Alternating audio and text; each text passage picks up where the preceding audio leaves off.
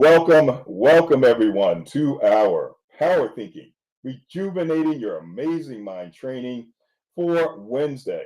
It's Wednesday, November now, November 5th, 2025, almost the end of the year. So it's time to, if you haven't done it already, get your planning, get your goals together for next year, and make sure you're avoiding thinking traps. Maybe things did not happen the way they should have in previous years. It doesn't mean that it won't happen uh, in the remaining months or in 2026 and beyond. We have to stay positive, and we have to keep moving. We cannot slow down. So we really appreciate you being with us as we continue to help you build these absolutely essential skills. I'm actually doing a 3-hour session this evening for continuing education credits for an organization, and with professional folks who are in this field.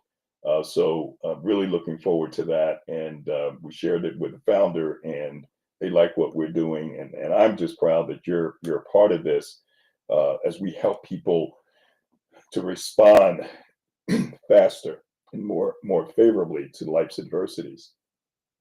Our goal in just 30 minutes or 60 if you attend in the evening as well, to help you to be able to recognize when your thinking may be going awry, when you may be responding in ways that could get you stuck and stop you in your tracks as opposed to keep you moving forward. So we're helping you to retrain your brain, or as Leslie Flowers has said more appropriately, the mind. The brain is more physical than mind. There's much more to that. We focus today on our power thinking resilience skill number 2, which is avoiding the thinking traps. And there are 8 thinking traps developed by Dr. Aaron Beck, one of the fathers of cognitive behavioral therapy. And we're focusing on overgeneralizing. So I'd love to hear from you as it relates to overgeneralizing. We shared a 3.5-minute video. Love to get your thoughts about the video. We may have gone a little overboard in terms of pointing out or giving you a feel for what overgeneralizing is. And this overgeneralizing, happened to be in a relationship where a young man and woman, they go out on a date, and they meet for the first time, and over a meal, and it was a total disaster. And of course she walks away, calls a girlfriend, and basically talked about how badly the date went. And she said, all men are trash. So I mean, this is not something that's very surprising. We hear family members, friends, or maybe even ourselves, say things like that. And so I want to get your thoughts about, have you ever heard someone do this and just really overgeneralized about something? And what was your response? Did you come back and try to help them get out of that particular thinking trap? It could relate to job search, or someone is in their job and they want to get promoted, and they're thinking, I'll never get promoted. And this kind of gets to that explanatory style we talked about a few weeks ago, right? Pessimism versus optimism. And the thinking is, I may be too old, to move up to the next level or to get another job. I may be too young. We just had a mayor elected for the city of New York. And what are the overgeneralizations that could have played in there? He's only 34 years old. He's a Muslim. He is what these folks would, what they would uh, kind of label him, and these are the labels we can overgeneralize, as a socialist or even a communist. And yet he was able to win, and will be a 34-year-old mayor, one of the largest and most impactful cities in the world. So how about this thinking trap, overgeneralization? Hit that *6. We'd love to hear from you. We're going to go right to our folks here, starting with, let's see who was up first. We have Carla Hill, and then Leslie Flowers, and then hopefully you, if you hit that *6. Carla, thank you for joining us. Mention where you're joining us from and your thoughts about overgeneralization. Welcome. Thank you, Stanley. Calling from Philadelphia, Pennsylvania, and this was a new video. A new video catch my attention, and it was like the strategy because it kept me engaged. And so, like you said, one line, and my thinking was, oh, they were going to focus in on him, but they focused on her. So it was a way to really capture my attention, and it's like a marketing way to do that. And just being a HR executive, most of my career, I was called chief people officer now, and done scores of investigations, trained people on how to do investigations. But part of preparing for investigation is looking at the work in my mind, right? Is deprogramming the biases I have, realizing that I do have biases, but in my professional capacity, it's to eliminate those biases or significantly reduce them, and treating people the way I want to be treated, that you are innocent until proven guilty, and just being in that world, there's certain words that trigger me when people are talking, when they say all or never and always. If I catch myself saying those words, it just stops me dead in my tracks, because it's nothing is all or always or never. So, and I like it as a thinking track, because when I hear the word, it does cause me, those words, it causes me to pause. And the example that you used with the new mayor-elect, and being a native New Yorker, born and raised, went to undergrad there, it is one of the most diverse cities. And when you have people coming in from different places, different cultures, you don't really know what's going to happen. So that probably just threw everything off. And that's the way I think it's supposed to be, with leaving room for people to be open on what they believe in. At the end of the day, if you really look at it, I found that we have more in common than not, but that takes time. It's like a shortcut to overgeneralize, because then you don't have to think, you don't have to engage, you don't. So that's where I see it. It's just a shortcut, and that's why we tend to overgeneralize. So thank you for allowing me to share.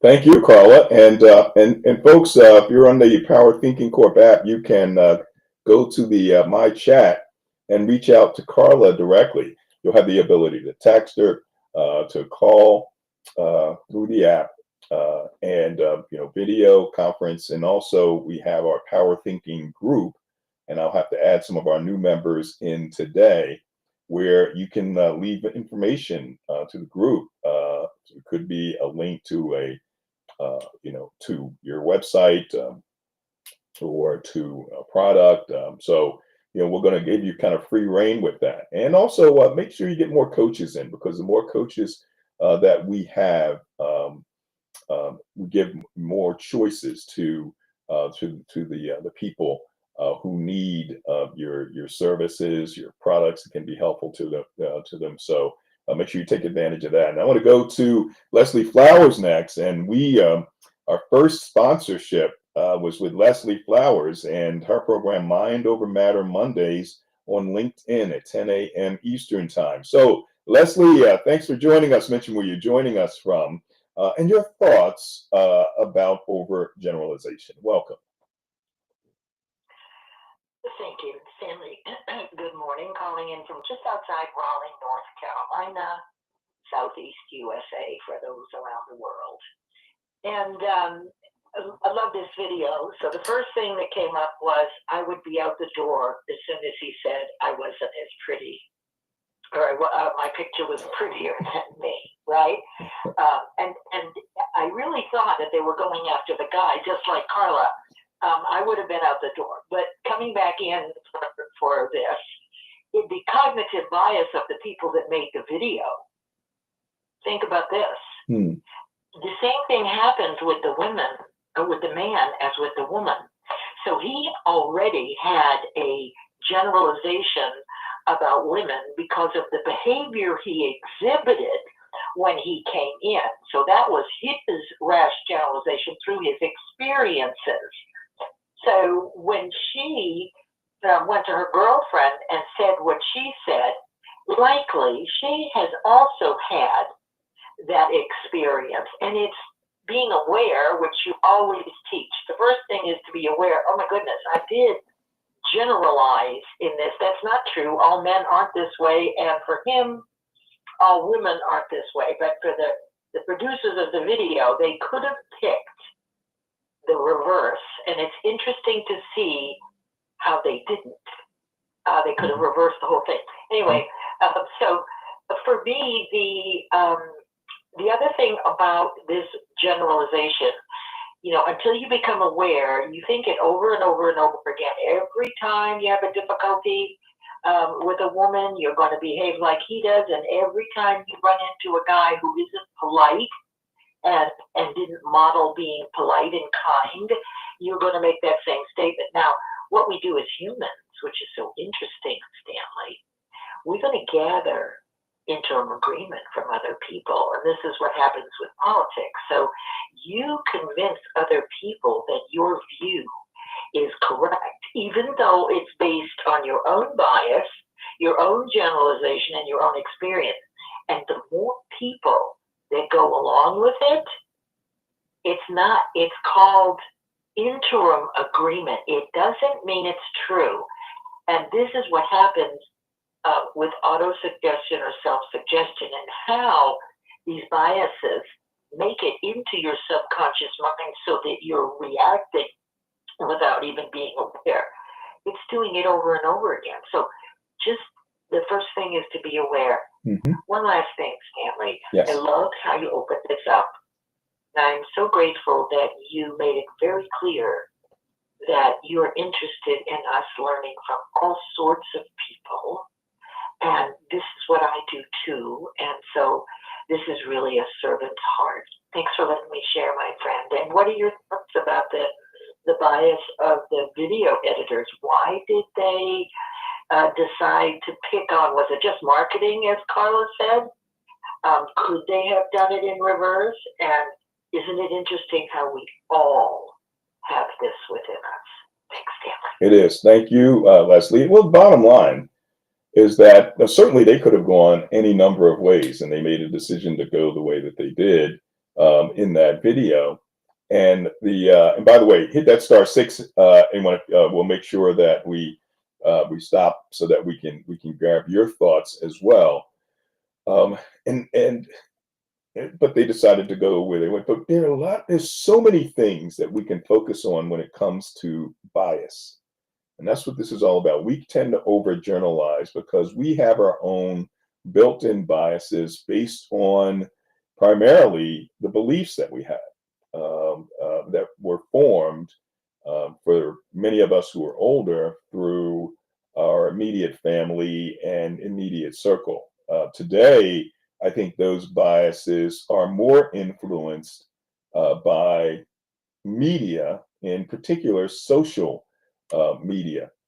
So I can recall now you have, networks. Let's go to media for a second, and these biases that are just part of all of us.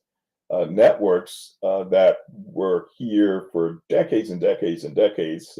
Way back in the day, there were 3 networks, primarily CBS, NBC, and ABC. And when their news anchors would come on, they would be speaking to the entirety of the United States, the full population. And for the most part, people, these anchors, people like Walter Cronkite, had credibility. So when they reported on something, you believe that that they were being objective and fair, and they were reporting straight. That is not the case anymore. There's a belief now that you take those same networks that people have trusted for years, and now they're labeled. They're being labeled, and folks will tend to overgeneralize about them and say that they are, leaning in a certain direction, maybe more liberal.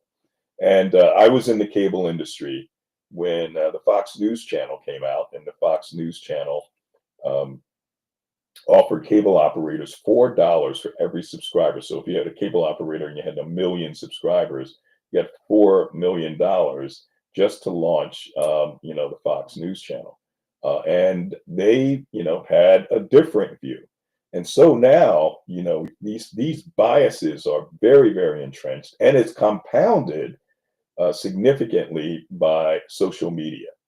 Social media plays a significant role in supporting our biases because their whole business model for many of these platforms is around ensuring that they feed you what you like, and so you like certain things and pieces of content, they're going to feed you more of it. And what it does is it makes it more difficult to avoid these thinking traps. So let's go all the way back to the beginning with what we're doing. I mean, this work that we're doing started with a big discovery back in the 1960s by a prominent psychologist, one of the top 30 psychologists of the 20th century, Dr. Martin Seligman. And Seligman in the late 60s discovered this thing called learned helplessness, that people can actually fall into this state of helplessness because of a traumatic event that they may have experienced, or it's a consistent failure to succeed. They would then believe that and overgeneralize that based on this one traumatic event, or this a consistent failure to succeed, that perhaps they can't succeed ever, and they'll overgeneralize about their own ability to climb out of any hole that they may be in or overcome any setback. This was a major discovery. And then he discovered that that if folks can learn to be helpless and pessimistic, can they also do the opposite? Can they learn to be more optimistic? And that's where this framework that they developed and that we share with you every week came from. He wrote a book called Learned Optimism. And then there was a book by his colleagues that was written around what we share with you on a weekly basis. And that is that resilience is actually more important than education in terms of one's ultimate success. It is more important than one's intelligence. People focus on IQ and what schools one may have attended and so forth. All of that, when it comes to the big scheme of things in life, is irrelevant. What is really relevant is how fast you can bounce back from life's adversities. Because some of the smartest people, if faced with a major adversity, find themselves in a state of learned helplessness, and because they may not have experienced this major traumatic event in the past, they may overgeneralize and believe that, well, I'll never make it because this thing happened to me. So there were 7 strengths that resilient people have, according to University of Pennsylvania's Positive Psychology Center. What they recognize is that our brains are processing 50,000 thoughts a day. 70 to 80% of these thoughts are negative. And if there was a particular trigger or activating event or adversity that a person experienced, folks will find themselves in a position where they're going to need to draw on these strengths. And then there are 7 skills that they can work on, and we're focusing on one of those skills today that will help them to get stronger in their ability to bounce back from life's adversities.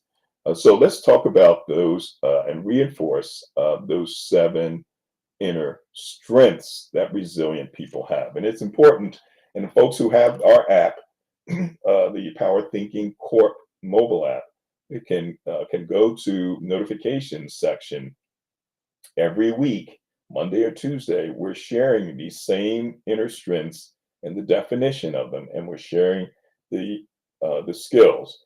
And we're also sharing a link to a video by Dr. Andrew Shatte, who was the co-developer of all of this.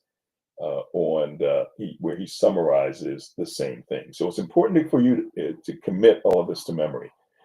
So the first inner strength is emotion regulation, and that is the ability to stay calm under pressure. So whatever is going on in your life, in the case of the young lady who's at that lunch, and the gentleman who his date left him, it's important to stay calm and regulate emotions. I mean, because they're, and good for the young lady, because she got up and walked away, and got out of that situation, as opposed to being angry and probably saying or doing something that she would have regretted later. So the ability to stay calm under pressure is important. Next is impulse control, and that is the ability not to say or do the first thing that comes to mind, like maybe throw a glass of water at the guy. Next is empathy, the ability to understand another person's experiences and emotions. And think about these politically charged times in the United States in particular, and how important it is to be conscious of the other person's experiences and emotions. And I saw on one report that, again, would go back to the mayor of New York, and the new mayor-elect of New York. And one of the things that folks pointed to was his empathy, his caring for the people that he was expecting to serve. Really key in bouncing back from adversity. Then there's this self-efficacy, that belief that you have control over your ability to succeed. And I'll go back to the mayor-elect of New York again. I think it's important because there are a number of folks who felt, well, he's too young. He's 34 years old, and his religious beliefs are different.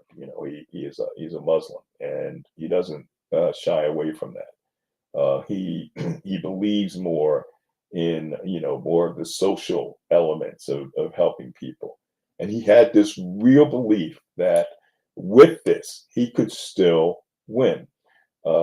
There was optimism, the view that all things ultimately will have a successful outcome, and then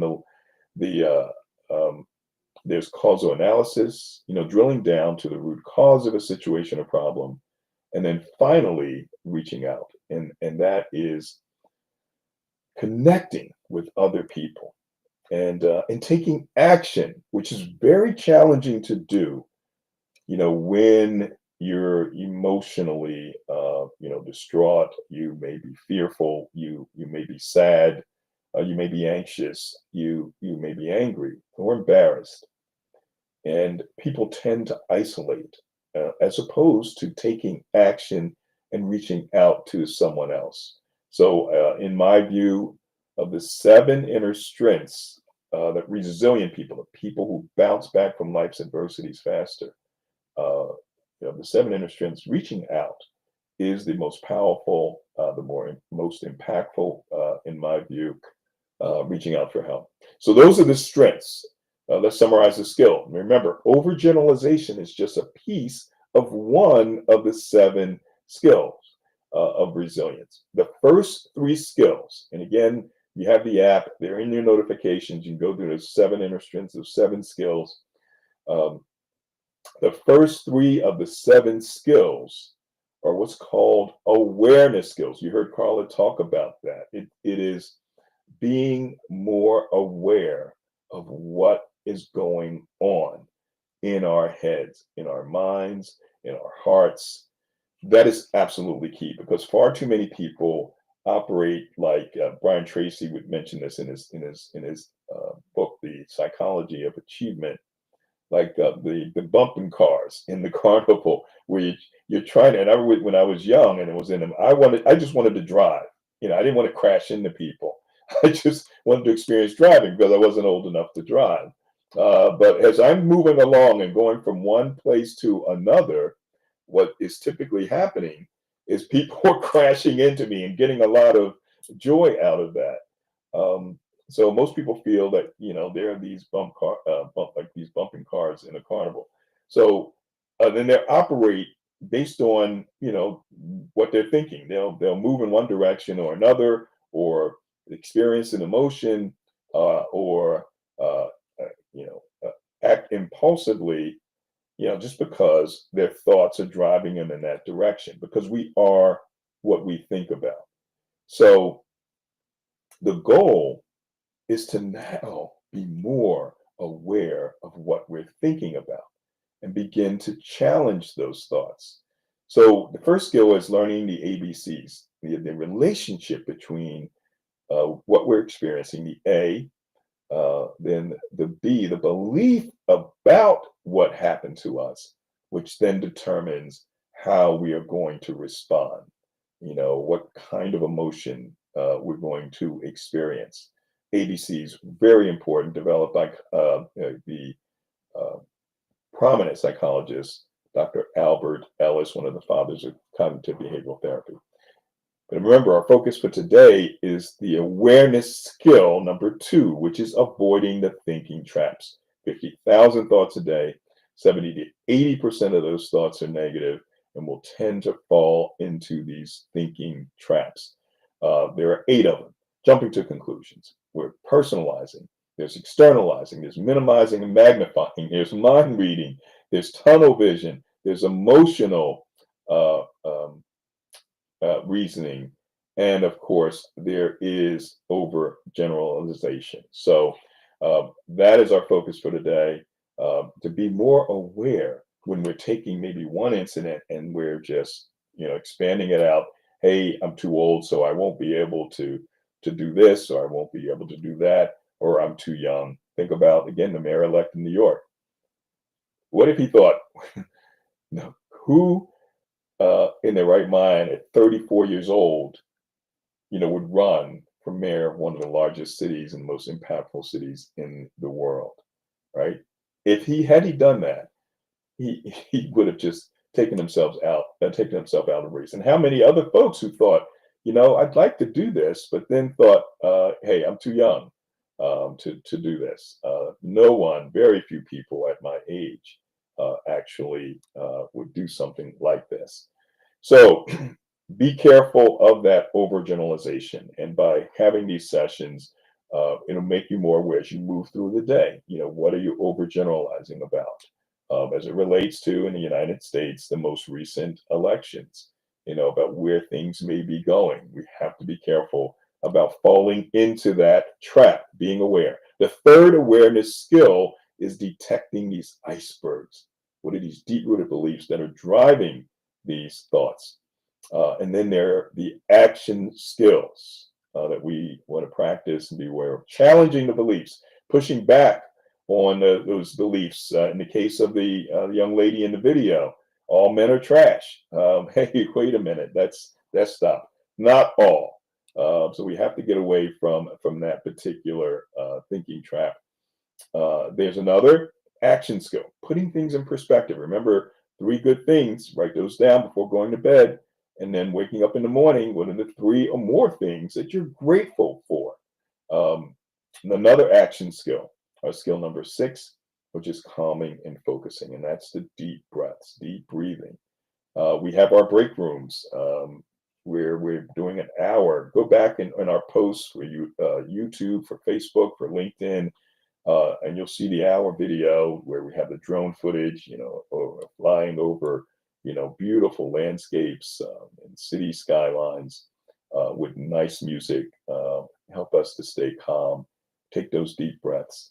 And of course, number 7 is real-time resilience. We'll be able to bounce back in real time as we master these and practice these skills. So thank you very much for being with us for this 30 minutes. We keep it short and sweet, and we give you the opportunity to go about your day. Come back again, 9:30 p.m. to 10 p.m.